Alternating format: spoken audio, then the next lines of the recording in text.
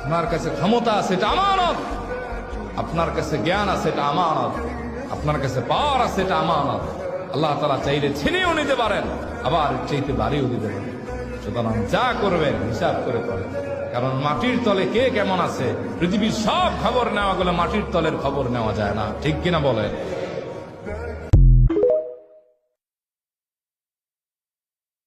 আপনার কাছে ক্ষমতা আছে, এটা আমানত।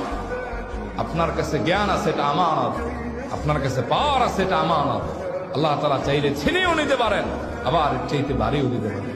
সুতরাং যা করবেন হিসাব করে করেন, কারণ মাটির তলে কে কেমন আছে পৃথিবীর সব খবর নেওয়া গেলে মাটির তলের খবর নেওয়া যায় না, ঠিক কিনা বলে?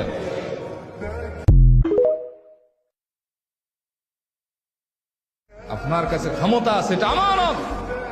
আপনার কাছে জ্ঞান আছে, এটা আমানত। আপনার কাছে পাওয়ার আছে, এটা আমানত। আল্লাহ তাআলা চাইলে